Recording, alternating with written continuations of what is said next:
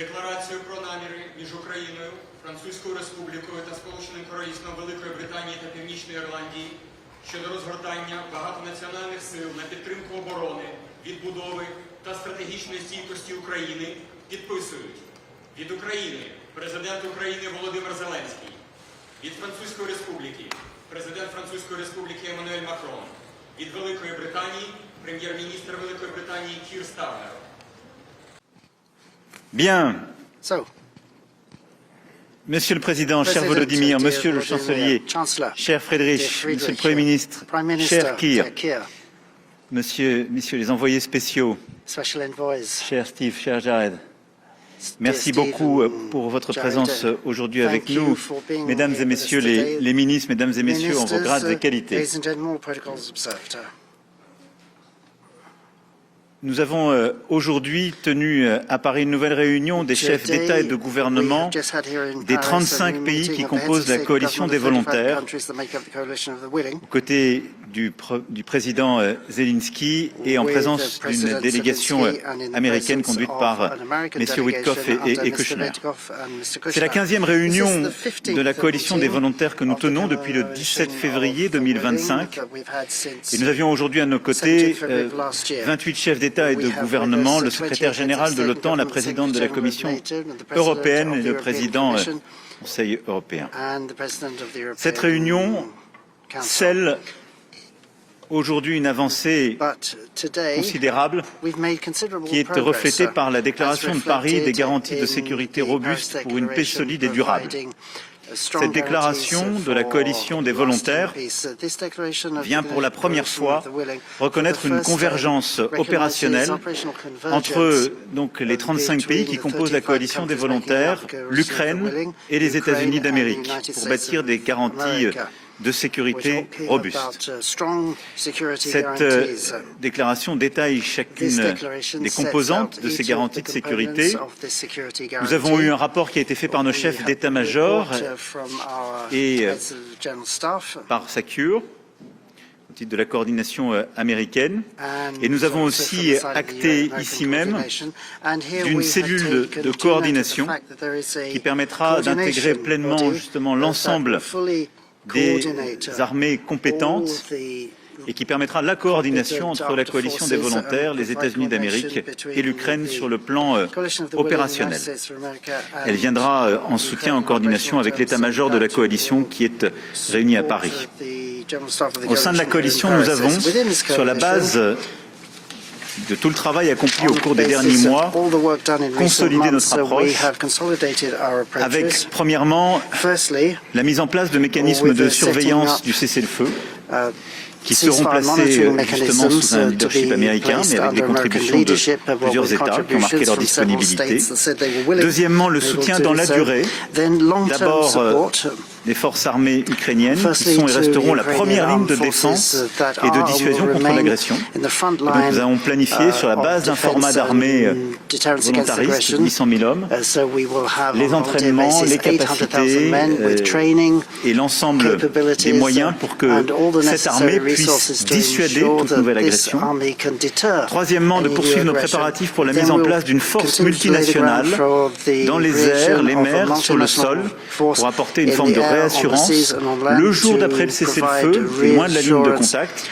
Et au-delà du travail qui a été conduit par les chefs d'état-major britanniques et français avec tous les autres états-majors, je veux saluer nos amis allemands, italiens, polonais, souligner aussi l'importance du rôle de la Turquie qui, sur la partie maritime, a un rôle tout à fait considérable et a endossé cette responsabilité. Et puis quatrièmement, nous avons donc acté de traduire juridiquement ces engagements pour soutenir l'Ukraine en cas de nouvelle attaque de la Russie par justement des mécanismes de solidarité et d'intervention.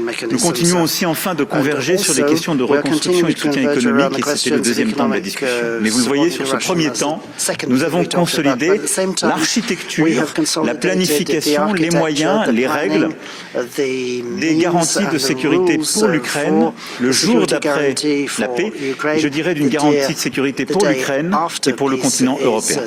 Le deuxième temps de la discussion a été consacré à la prospérité future de l'Ukraine, avec là aussi le plan américain qui a été présenté, les contributions européennes, avec la volonté d'accélérer le travail aux côtés de l'Ukraine pour que dans les prochaines semaines, un tel plan de prospérité puisse être finalisé, qui sera une composante importante justement de ces accords de paix.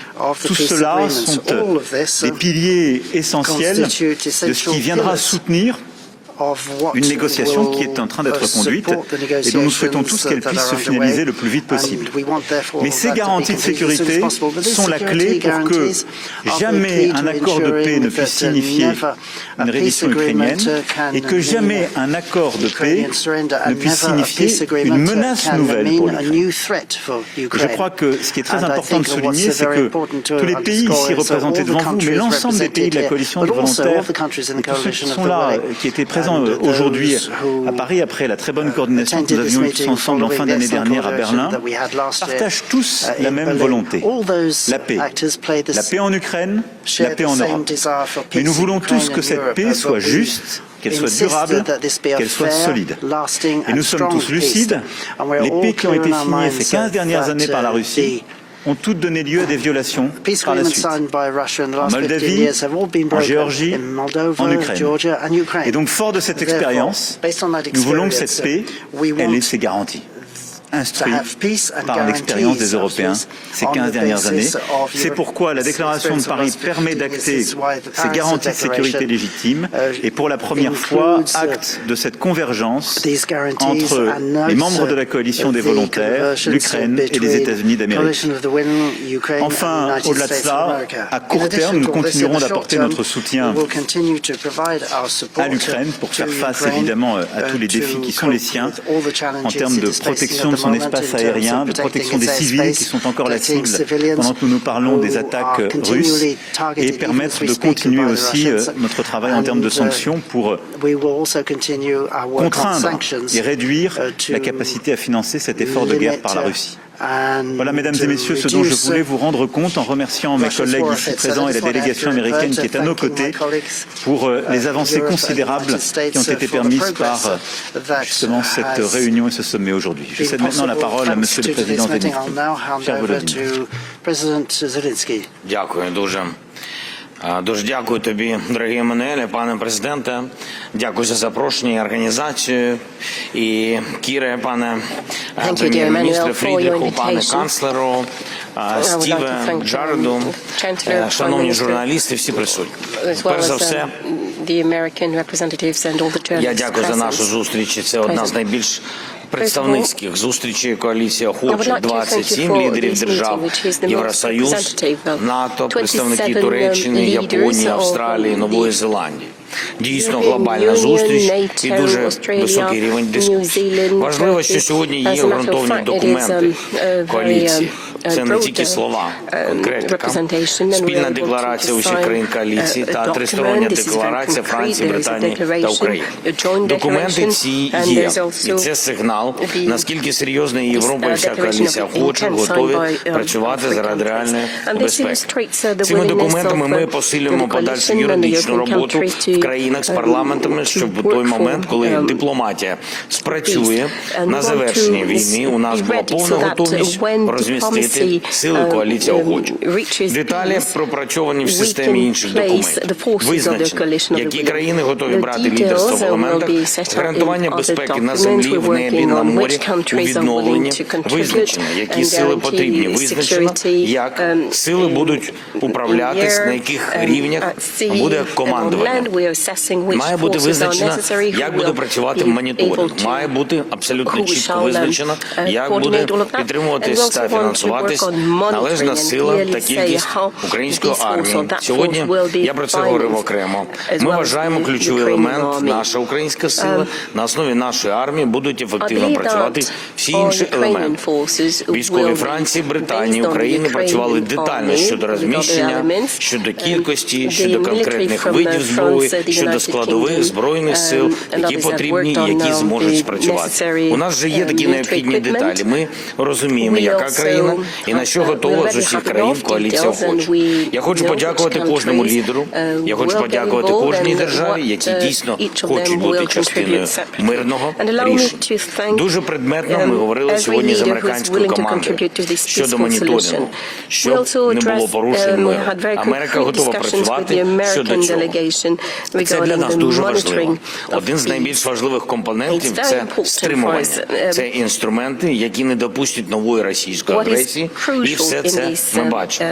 Також ми значно просунулися з американською переговорною групою в роботі над документами. Сьогодні тут в Парижі були, і ще будуть у нас окремі зустрічі з Стівом Віткофом та Джардом Кушнером.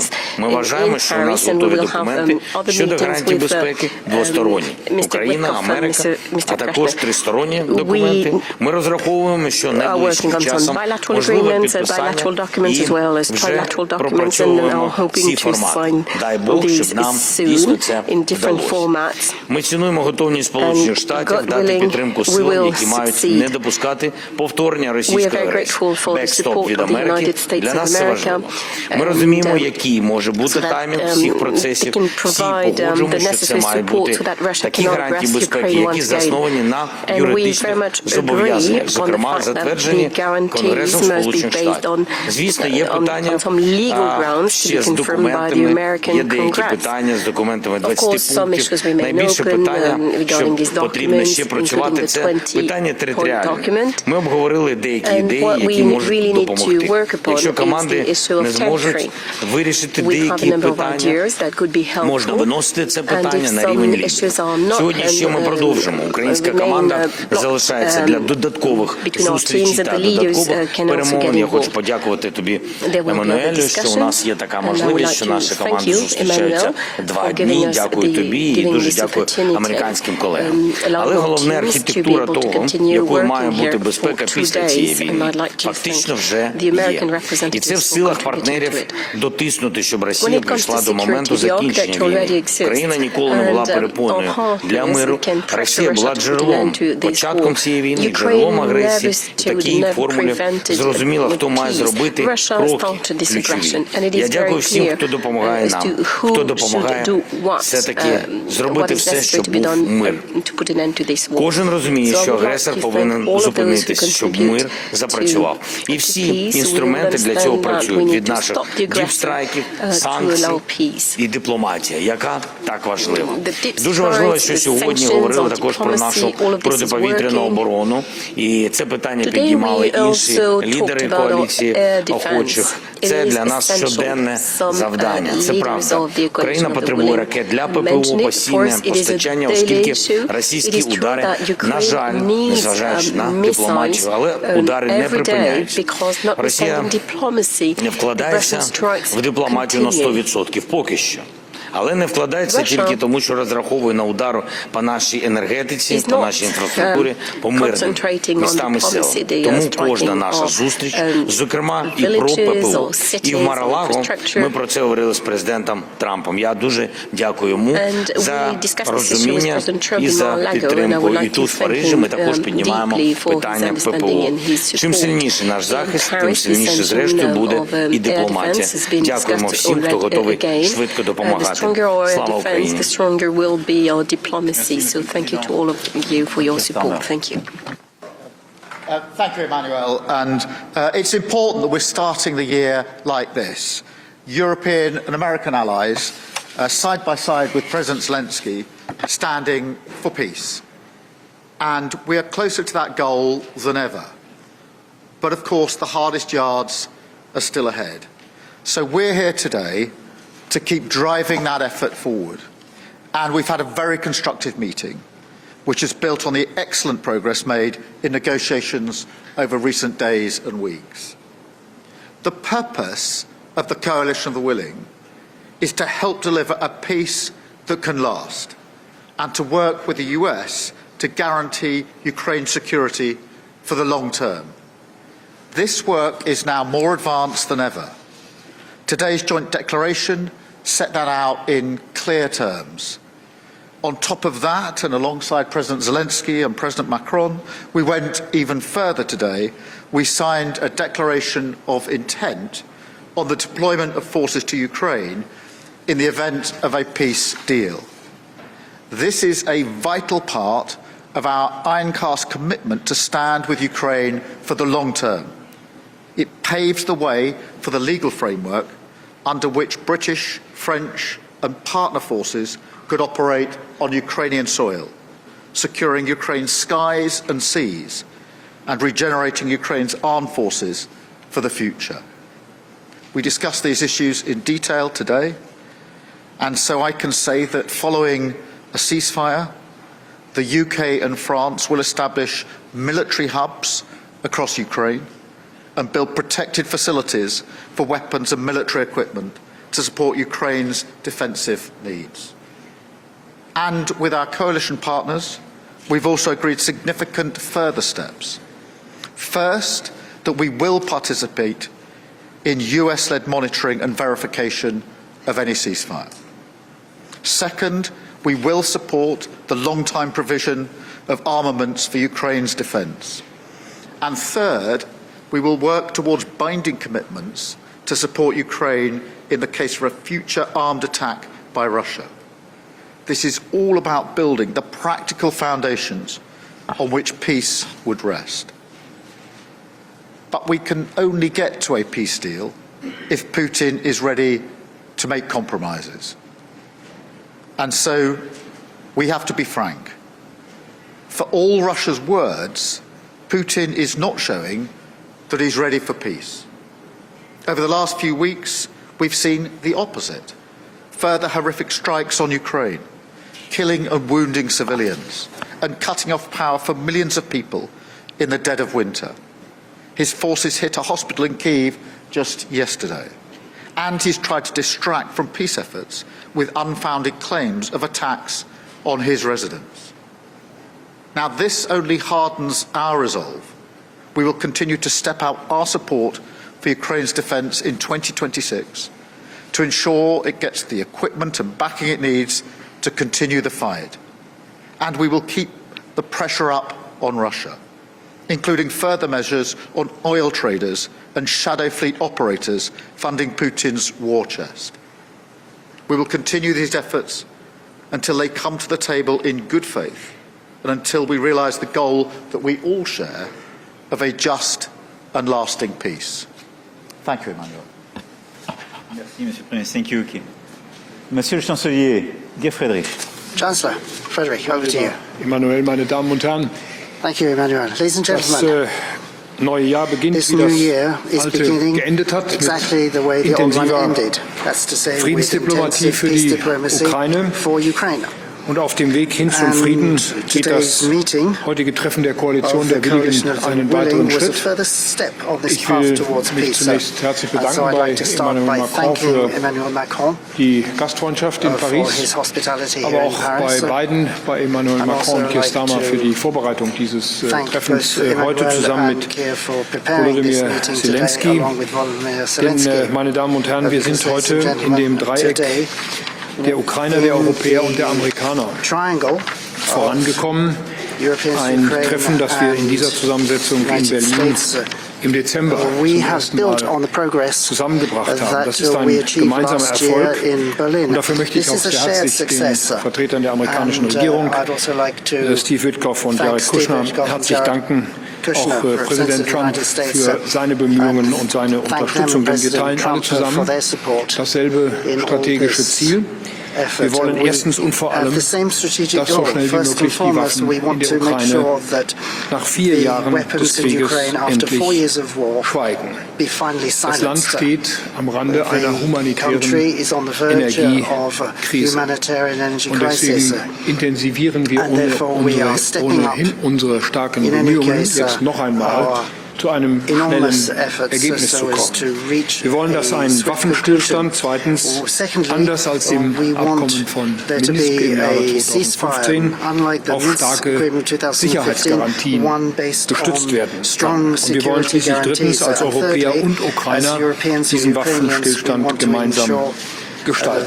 Heute stand im Zentrum, welchen Beitrag Today we Europa und focused seine on Partner in der Koalition der Willigen nach einem Waffenstillstand für die Sicherheit der Ukraine gemeinsam leisten können. Wir werden hier als Koalition der Willigen eine gemeinsame Verantwortung übernehmen. Wir wollen helfen, auch künftig starke Streitkräfte aufzustellen in der Ukraine, ukrainische Streitkräfte, die Russland glaubhaft abschrecken durch Bewaffnung, durch Ausbildung und durch Finanzierung. Wir werden uns am Monitoring eines Waffenstillstands beteiligen und wir werden auf Land, zur See und in der Luft zur Stärkung der Ukraine beitragen. Wir sind uns mit unseren Partnern in Washington einig, dass dafür Bedingungen erfüllt sein müssen. Es braucht erstens starke, rechtlich bindende Sicherheitsgarantien von uns allen, auch der USA, und einen starken amerikanischen Backstop zur Absicherung des europäischen Engagements. Ich bin sehr dankbar, dass die USA nicht erst seit heute dazu bereit sind. Der Waffenstillstand muss zweitens mit der russischen Seite so gestaltet sein, dass die Koalition der Willigen auch tätig werden kann. Wir arbeiten genau auf dieses Ziel hin. Und schließlich drittens muss selbstverständlich jeder Partner der Koalition nach seinen innerstaatlichen Verfahren zu gegebener Zeit beschließen, welchen Beitrag er leistet. Deutschland wird sich weiter politisch, finanziell und auch militärisch einbringen. Dazu kann zum Beispiel gehören, dass wir nach einem Waffenstillstand Kräfte für die Ukraine auf benachbartem NATO-Gebiet einmelden. Ich will hier an dieser Stelle sagen, über Art und Umfang eines deutschen Beitrages müssen und werden Bundesregierung und Deutscher Bundestag entscheiden, sobald die genannten Bedingungen geklärt sind. Ich will für mich sagen und auch für die Bundesregierung, wir schließen dabei grundsätzlich nichts aus. Deutschland ist schon heute im 4. Jahr des Krieges stärkster Unterstützer der Ukraine. Es wird auch nach einem Waffenstillstand eine deutsche Verantwortung für die Sicherheit der Ukraine und damit für die gemeinsame europäische Sicherheit geben. Wir haben heute darüber beraten, wie wir nach einem Waffenstillstand den Wiederaufbau der Ukraine befördern können. An einem entsprechenden Paket arbeiten wir im Kreis der europäischen Partner, eng abgestimmt mit den USA. Die EU-Kommissionspräsidentin hat heute auch Details dargelegt, wie die Kommission an einem solchen Paket arbeitet. Denn der Wiederaufbau ist untrennbar, verbunden mit den Sicherheitsgarantien. Wirtschaftliche Stärke wird ein unverzichtbarer Garant dafür sein, dass die Ukraine Russland auch in Zukunft glaubwürdig abschreckt. Lieber Volodymyr, ich will es offen sagen, hieraus ergeben sich auch Erwartungen an die Ukraine. Dazu gehört, und das weißt du, darüber haben wir bereits in Brüssel gesprochen, die Ukraine muss sicherstellen, dass sich ihre jungen Männer dann auch in den Dienst einer sicheren und wirtschaftlich gesunden Ukraine stellen, statt nach Deutschland, nach Polen, nach Frankreich auszureisen, so wie wir es gegenwärtig erleben. Das ist ein Thema, das wir beide in Brüssel auch schon erörtert haben. Ich denke, das ist eine Erwartung, die auch die Ukraine erfüllen kann und sollte. Meine Damen und Herren, wir können heute nicht sagen, ob wir die Waffen in der Ukraine in 6 Wochen oder in 6 Monaten zum Schweigen bringen, aber für diesen Frieden arbeiten wir unermüdlich. Wir werden dabei sicherlich auch Kompromisse machen müssen. Wir werden dem Ideal eines gerechten Friedens nur nahe kommen, so wie wir uns das vorstellen. Aus heutiger Sicht, wir werden keine Lösungen aus dem diplomatischen Lehrbuch schaffen, aber unter den gegebenen geopolitischen Umständen erfordert es große Anstrengungen von uns, auch in den nächsten Tagen, Wochen, vielleicht Monaten. Wir werden das mit Hartnäckigkeit, mit Realismus und mit Weitblick das Beste versuchen zu erreichen, nämlich einen stabilen Waffenstillstand, starke Sicherheitsgarantien und einen Frieden in Europa, der Ukraine und Europäer miteinander eng verbindet und den wir auch gemeinsam gestalten. Noch einmal Dank für das gute Treffen heute. Es hat sich gelohnt, dass wir in so großer Zahl, übrigens nie zuvor in Präsenz, in dieser Koalition der Willigen, nie zuvor in Präsenz, in so großer Zahl, heute hier in Paris zusammen gewesen sind. Und das gibt das klare Zeichen an Russland, stoppt diesen Krieg. Es macht keinen Sinn, ihn fortzusetzen. Wir sind bereit, als Koalition der Willigen mit der Ukraine, mit den USA zusammen einen Weg aufzuzeigen, wie endlich Frieden herrschen kann in Europa und in diesem Fall ganz besonders in Europa. All the best for Ukraine. Thank you very much. Monsieur l'envoyé spécial, Steve Witkoff et Monsieur Jared Kushner. Hello. So, my name is Steve Witkoff. Hello, everybody. President Macron, I want to thank you for your hospitality. You're an incredible man, and thank God for you. And President Zelensky, I want to thank you for your commitment to the peace here. Your team, you have an outstanding team, and it's our privilege to work on this endeavor. I want to be clear that Jared and I have been working with Ambassador Kushner for close to 10 hours today, and we'll be meeting with the Ukrainian delegation this evening, continuing that work, because President Trump's mandate is that he wants a peace in Ukraine, and we are determined on his behalf to do everything possible to attain that peace. A lot of progress began first in Geneva. We made tremendous progress there. We moved on to Berlin. Lots of progress happened there. And as President Zelensky identified, we had a very compelling meeting in Mar-a-Lago. And we look forward to more progress as a result of everything that's occurred today. We think we're largely finished with security protocols, which are important so that the people of Ukraine know that when this ends, it ends forever. But we also think, critically, that we are very, very close to finishing up as robust a prosperity agreement as any country has ever seen coming out of conflicts like this. It will aspirationally mean large, large possibilities for the Ukrainian people, for people coming home from war who will find wonderful jobs out there. We're working with BlackRock, Larry Fink in this endeavor, and we think it's going to be very, very important for the people of Ukraine. And we believe that a robust economy correlates and works directly with these security protocols. It makes Ukraine a strong, independent nation, and we think that's really important in terms of the long-term future. Jared and I are prepared to do anything necessary to work with our European colleagues. Prime Minister Starmer, you've been incredible, as has Chancellor Merz, and all of the European nations who we met today, who we spoke with. It's all been an important meeting today, and we think we've made a lot of progress. We heard President Zelensky and some of the other people here talking about land options. That will be the most critical issue, and that's subject. And we're going to be continuing on with those discussions, and hopefully we'll be able to meet or come up with certain compromises with regard to that. But I do want to say this. We are here to mediate and help in the peace process, and we're prepared to do anything necessary to get to that place. President Trump strongly, fervently believes that this killing has to stop, that the carnage has to stop. And we're determined, all of us up here, to be a part of that. Nothing to add. That was perfectly said. Okay. Thank you. Nous allons passer aux questions. Questions. We'll take questions now. Yeah. One question by delegation. Je vous en prie. Go ahead. C'est bon? Bonsoir. Good evening. Claire Gatinois from Le Monde. Bonsoir, messieurs les présidents, chefs d'État, chefs de gouvernement. Bonsoir, messieurs les envoyés spéciaux. Monsieur le président Emmanuel Macron, c'est la 15e fois, vous l'avez dit tout à l'heure, que la coalition des volontaires se réunit pour bâtir des garanties de sécurité pour l'Ukraine en espérant le soutien des États-Unis. Trump ne s'est pas encore engagé fermement sur ce soutien américain. Après l'opération au Venezuela et les menaces portées sur la souveraineté du Groenland, les Européens peuvent-ils encore faire confiance à l'allié américain? Les volontaires ne doivent-ils pas penser les garanties de sécurité sans les États-Unis? Vis-à-vis du Groenland, au-delà des déclarations qui ont été publiées ce matin, faut-il envisager un déploiement de troupes européennes pour protéger le territoire? Enfin, est-ce pour préserver ce lien avec les États-Unis que vous n'avez pas condamné l'intervention militaire américaine au Venezuela?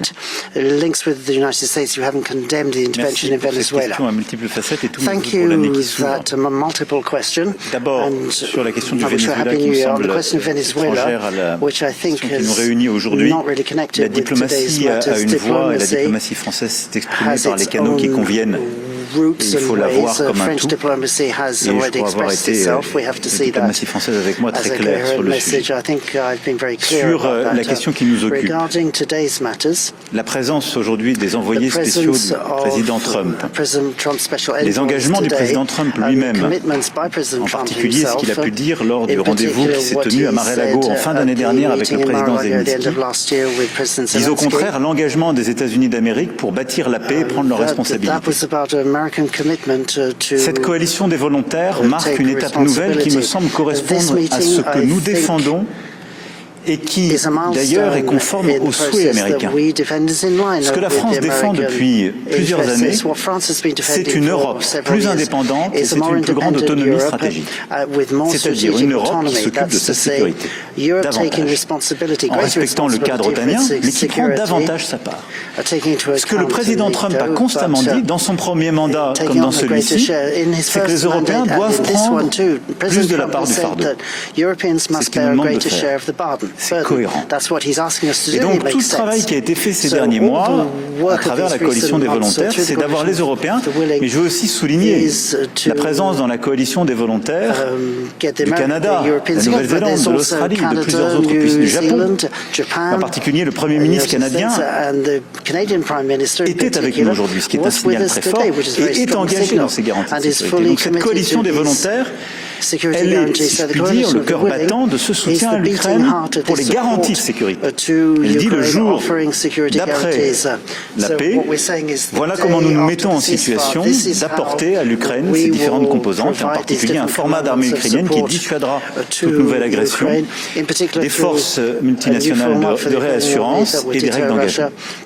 Dans ce contexte-là, le soutien et la participation américaine sont très importants pour beaucoup de pays. Elles sont très importantes pour beaucoup de pays qui sont membres de l'OTAN. Elles sont très importantes parce que les capacités américaines, parfois une exclusivité sur certaines composantes de ces garanties de sécurité qui les rendent clés.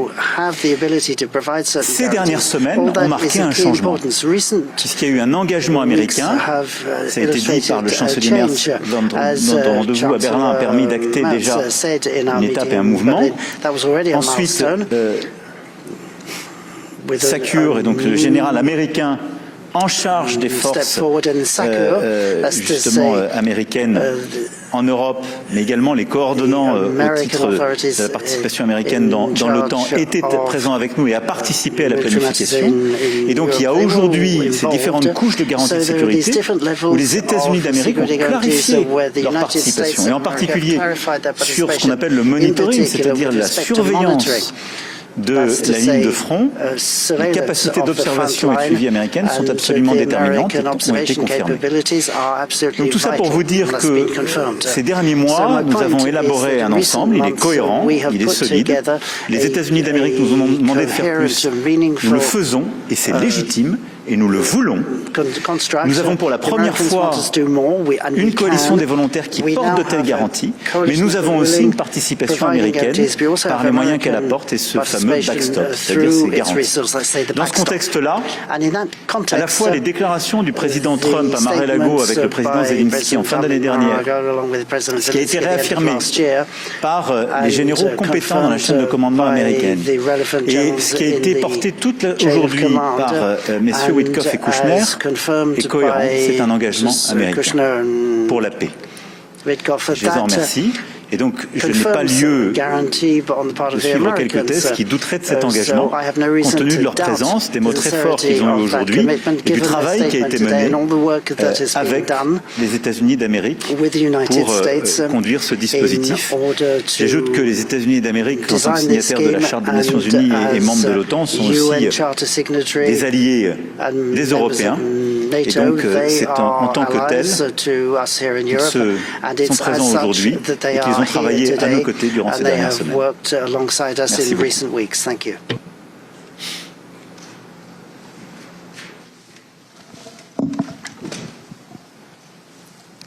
Hello to everyone. Oksana Tkachenko, Ukrainian channel 1+1. I have a few questions. First one for Ukrainian president. Пане президенте, чи можете ви сказати, що ці гарантії безпеки дійсно вже готові до реалізації, фіналізовані? І як ви бачите юридичну реалізацію їх в Україні? Тобто, чи буде це якесь запрошення для цього миротворчого контингенту? And also question to European leaders. Could you explain specifically what would be a contribution from each of your country? Can we name a number of troops and mandate they will have? And to the American side, if I may, what does it mean being a backstop in these security guarantees? And when are you going to present them to President Trump and to the Russian side? Is there any specific date for meeting? Thank you. Дякую за запитання. Передусім, я вважаю, що гарантії коаліції охочих повинні працювати разом з гарантіями Сполучених Штатів Америки. І саме так буде. Ми працюємо над тим, щоб це були юридично зобов'язуючі гарантії. Що стосується американської сторони, наші двосторонні гарантії безпеки будуть підтримані Конгресом. Дай Бог, щоб ми дійшли до цього моменту. Ми на це розраховуємо. Документи, в принципі, готові, про деталі поки що говорити не можу. Що стосується декларації, це перший урок, який ми підписали, він дуже важливий. Він відкриває сам процес, і ці юридично також ці документи будуть юридично зобов'язуючі. Більшості країн із коаліції охочих потрібна підтримка їх парламентів. Тому після декларації, після цього процесу, країни йдуть в парламенти. Також розраховуємо на цю підтримку. To have the support of Parliament, and we count on them for that. So with regards to the security guarantees, there was extensive conversations about that with President Zelensky and President Trump at Mar-a-Lago in December. And I think that they really resolved most, if not all, of the issues that are outstanding on that. These have been really designed over the last really month in consultation with the Ukrainians, with the Europeans. I will say I think today was a very, very big milestone, and I thank President Macron for assembling this and for all of the work that everyone here has done behind the scenes to bring this together.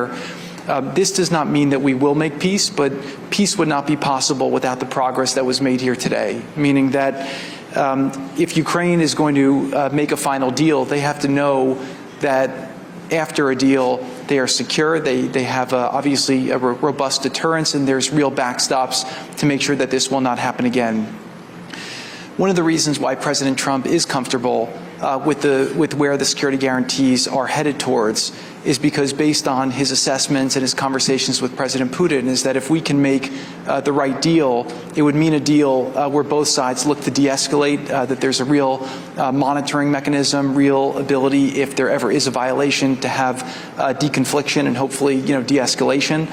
And obviously you create a robust deterrence, peace through strength, where it's unlikely that somebody will ever go and start this again. So this is a really important building block towards an eventual peace deal, and I think that it's a big, big milestone that was reached today between the Europeans with the Coalition of the Willing, and I really want to just thank the DoD and the whole amazing team in the U.S. Obviously, you saw last week the incredible capability of the U.S. military, and that's just a small piece of what they're capable of doing. And so they've been really thinking about this, and they believe that a real peace here is possible, and there are ways to stand behind it.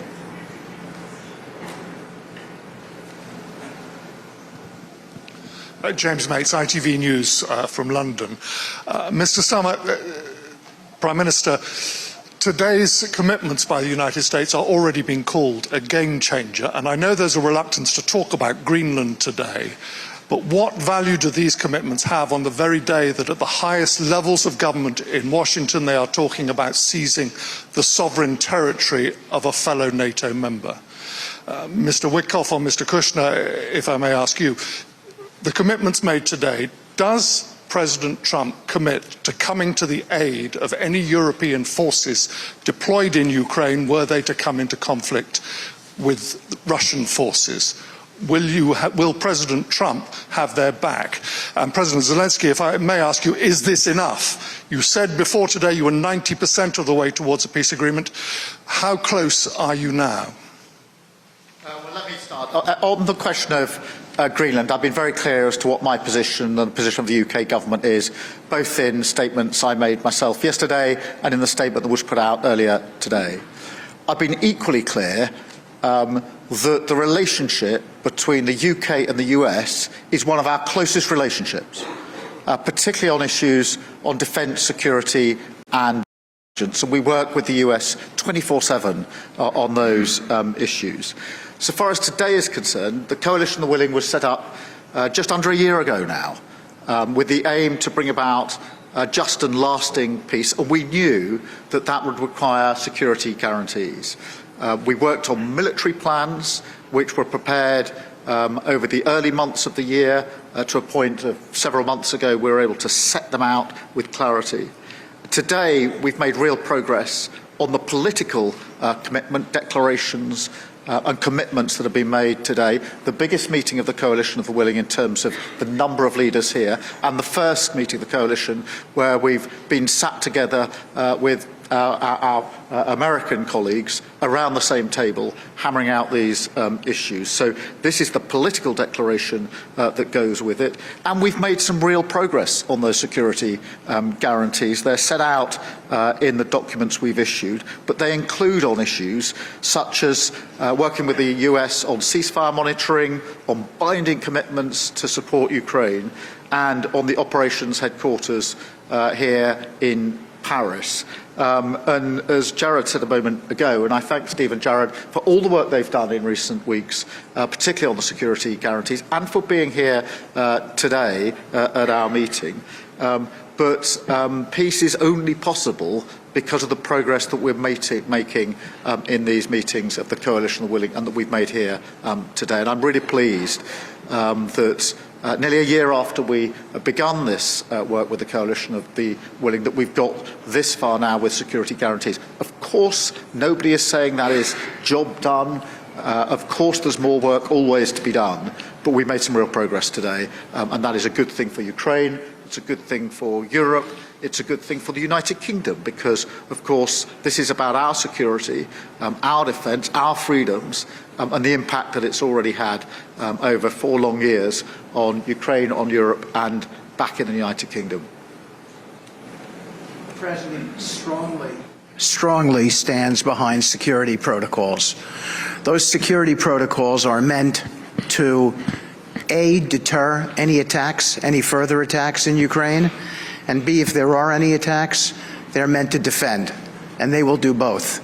They are as strong as anyone has ever seen. Everyone on this panel, on this stage up here, has acknowledged that, as has almost all of the countries that sat at the table with us today. The President does not back down from his commitments. He is strong for the country of Ukraine and for a peace deal, and we will be there for the Ukrainians in helping them to get to that final peace, and we're confident we will get there. You want to say something, Jared? Perfect. Thank you very much for your question. First of all, we have declaration, and I think this is a huge step forward, because 1 year ago we couldn't even think about it, and now we have this step. Yes, of course, not enough, not still enough. We will have document which will be supported, I hope, I'm sure, between us, will be supported by European parliaments, and that will be enough. Then we have really very good dialogue with American side. Thanks again, Steve and Jared. So we really have good steps forward. Yes, 90%, but we are each day a little bit closer. It's still not enough to have a peace, because enough when the war will finish, will end in Ukraine, we still have losses. So it's still not enough. Thank you very much. Bonsoir, guten Abend, Bundeskanzler Merz, Michaela Wiegel, Frankfurter Allgemeine Zeitung. Hier ist von vielen wichtigen Etappen die Rede. Eine wichtige Etappe ist vielleicht auch, dass Deutschland bereit ist, militärisch sich an der Koalition der Willigen zu beteiligen. Herr Bundeskanzler, reicht es, im benachbarten NATO-Gebiet Soldaten zu stationieren? Können Sie etwas mehr sagen, auch was die Erwartungen, die an Sie herangetragen worden sind? Sie haben es schon erwähnt, Deutschland ist der wichtigste Unterstützer. Müssen wir militärisch uns stärker beteiligen? Frau Wegel, vielen Dank für die Frage. Wir haben das sehr ausführlich miteinander diskutiert. Ich habe für die Bundesregierung erklärt, dass wir selbstverständlich bereit sind, auch an den Sicherheitsgarantien teilzunehmen. In welcher Form wir das machen können, ist zurzeit offen, weil das gesamte Paket der Sicherheitsgarantien noch nicht abschließend besprochen worden ist. Es gibt jetzt erste sehr konkrete Vorschläge. Wenn Deutschland sich daran beteiligt, dann bedarf dies zunächst eines Beschlusses der Bundesregierung und anschließend einer Bestätigung des Deutschen Bundestages. Ich werde der Bundesregierung und gegebenenfalls dem Deutschen Bundestag auch erst dann Vorschläge unterbreiten, wenn es hier zu einem Waffenstillstand gekommen ist und wenn wir in der Koalition der Willigen zu einer entsprechenden gemeinsamen Vorgehensweise Vereinbarung getroffen haben. Wir sind auf dem Weg dorthin. Aber ich habe in der Runde heute Nachmittag auch noch einmal deutlich gemacht, es kann auch richtig sein, beides zu tun. Sowohl Truppen in der Ukraine zu stationieren, das sind vor allen Dingen die Truppen der Ukraine, die gestärkt werden müssen, die unterstützt werden müssen, aber dann eben auch in benachbarten Staaten zur Ukraine weitere Truppen zu stationieren, die für den Fall einer erneuten russischen Aggression eingesetzt werden können. Ich spreche bewusst hier im Konjunktiv, weil das Ganze im Gesamtkontext, im gesamten Paket noch nicht ausverhandelt ist, aber noch einmal die Grundvoraussetzung ist, dass es einen Waffenstillstand gibt, ein Abkommen mit Russland über einen Waffenstillstand. Und dieser Waffenstillstand, der muss dann abgesichert werden durch entsprechende militärische Unterstützung der Ukraine. Und ich will es hier auch noch einmal betonen, es ist nicht nur eine militärische Unterstützung der Ukraine, es ist eine militärische Unterstützung des Friedens und der Freiheit in ganz Europa. Und deswegen engagieren wir uns hier auch. Es geht nicht allein um die territoriale Integrität der Ukraine. Es geht um die dauerhafte Aufrechterhaltung der politischen Friedensordnung und Freiheitsordnung in ganz Europa. Und die haben wir immer verteidigt. Und da ist Abschreckung das Stichwort der letzten 70 Jahre. Und das wird es nach meiner festen Überzeugung auch für die nächsten Jahre und Jahrzehnte bleiben. Cette conférence de presse est maintenant terminée. That's the end of the press conference. Thank you all very much and good night. And Happy New Year once again to you all.